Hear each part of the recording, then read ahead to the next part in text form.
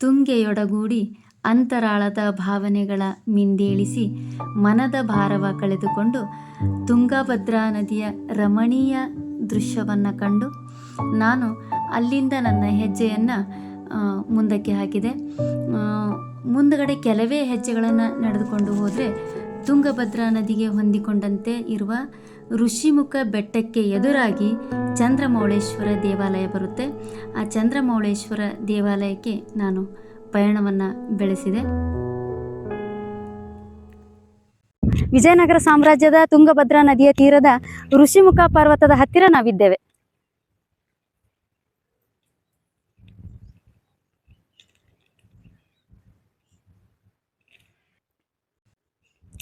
ಇಲ್ಲಿ ಮುಂದ್ಗಡೆ ತುಂಗಭದ್ರಾ ನದಿ ಹರಿತಾ ಇದೆ, ನೀವು ನೋಡ್ಬೋದು ಅದನ್ನ.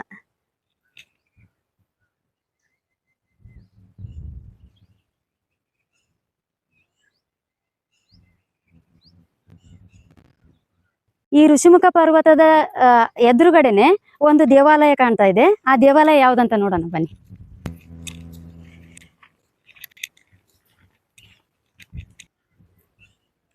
ಚಂದ್ರಮೌಳೇಶ್ವರ ದೇವಸ್ಥಾನ ಅಲ್ಲಿದೆ ನೋಡಿ. ಸೊ ಇದು ಚಂದ್ರಮೌಳೇಶ್ವರ ದೇವಸ್ಥಾನ.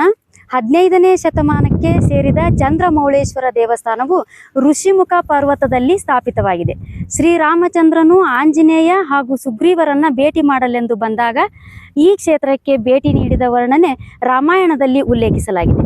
ಈ ದೇವಸ್ಥಾನವು ಸಂಗಮ ವಂಶದ ಕೊನೆಯ ಆಳ್ವಿಕೆಯ ಕಾಲಕ್ಕೆ ಸೇರಿದ್ದು ಈ ವಂಶದ ಪ್ರಮುಖ ದೊರೆಗಳಾದ 2ನೇ ದೇವರಾಯ ಹಾಗೂ ಮಲ್ಲಿಕಾರ್ಜುನ ಅವರ ಅವಧಿಯಲ್ಲಿ ವೈಭವ ಕಂಡುಕೊಂಡಿತು ಎನ್ನಲಾಗಿದೆ. ದೇವಸ್ಥಾನದ ಹೊರ ಸಂಕೀರ್ಣವು ತಡೆಗೋಡೆಗಳಿಂದ ಕೂಡಿದ್ದು ಗೋಪುರ ಹಾಗೂ ಕುಂಭ ಪಂಜರಗಳಿಂದ ಕೂಡಿದೆ. ದೇವಸ್ಥಾನದ ಹೊರ ಸಂಕೀರ್ಣವು ಗೂಡಗಳಿಂದ ಕೂಡಿದ್ದು ಗೋಪುರ ಹಾಗೂ ಕುಂಭ ಪಂಜರಗಳಿಂದ ಕೂಡಿದೆ. ಈ ದೇವಾಲಯದ ಯೋಜನಾಕ್ಷೆಯಲ್ಲಿ ಗರ್ಭಗೃಹ, ಅಂತರಾಳ, ರಾಗ ಮಂಟಪಗಳು, ದೇವಸ್ಥಾನದ ಮಧ್ಯದಲ್ಲಿ 4 ದಕ್ಷಿಣ ಭಾರತೀಯ ಶೈಲಿಯ ಶಿಲಾಸ್ತಂಭಗಳು ಹಾಗೂ ಪುಷ್ಪಾಕಾರದ ಗೋಡೆಯನ್ನು ಹೊಂದಿದೆ.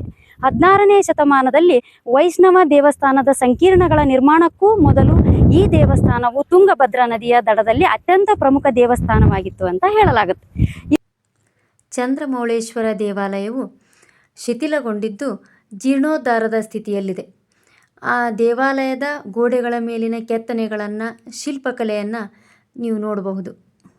ಈ ಚಂದ್ರಮೌಳೇಶ್ವರ ದೇವಸ್ಥಾನದ ಆವರಣದಲ್ಲಿ ಒಂದು ವಿಶೇಷತೆ ಇದೆ. ಅದು ಏನಪ್ಪ ಅಂತಂದರೆ, ಇಲ್ಲಿ ನಿಮ್ಗೆಲ್ಲರಿಗೂ ಕಾಣ್ತಿರೋ ಹಾಗೆ ಒಬ್ಬರು ವಯೋವೃದ್ಧರಿದ್ದಾರೆ. ಇವರು ಮೂಲತಃ ಮಧ್ಯಪ್ರದೇಶದವರು. ಸುಮಾರು 50 ವರ್ಷದಿಂದ ಅವರು ಇಲ್ಲೇ ನೆಲೆಯೂರಿದ್ದಾರೆ. ಈ ದೇವಸ್ಥಾನದ ಸೇವೆಯನ್ನು ಮಾಡ್ಕೊಂಡು ಈ ದೇವಸ್ಥಾನದ ಆವರಣದಲ್ಲಿ ಅವರು ಇಲ್ಲೇ ನೆಲೆಗೊಂಡಿದ್ದಾರೆ. ಅದು ಇವತ್ತಿನ ವಿಶೇಷ. ಆತ್ಮೀಯರೇ, ಋಷಿಮುಖ ಪರ್ವತದ ಒಂದು ವಿಶೇಷತೆ ಏನು ಅಂತಂದರೆ ಅದು ಹಿಂದೂಗಳ ಪವಿತ್ರ ಸ್ಥಳಗಳಲ್ಲಿ ಒಂದು ಅಂತ ಹೇಳಲಾಗುತ್ತೆ. ಈ ಪವಿತ್ರ ಬೆಟ್ಟದಲ್ಲಿ ಅನೇಕ ಋಷಿಗಳು ವಾಸವಾಗಿದ್ದರು ಮತ್ತು ಇದು ಸುಗ್ರೀವನ ವಾಸದ ನೆಲೆಯೂ ಆಗಿತ್ತು ಅಂತ ಕೂಡ ನಂಬಲಾಗುತ್ತೆ. ವಿಜಯನಗರದ ಅರಸರು ಋಷಿಗಳನ್ನು ಭೇಟಿಯಾಗಿ ಅವರಿಂದ ಸಲಹೆ ಪಡೆಯಲು ಈ ಬೆಟ್ಟಕ್ಕೆ ಬರ್ತಾ ಇದ್ರು ಅಂತ ಕೂಡ ಪ್ರತೀತಿ ಇದೆ.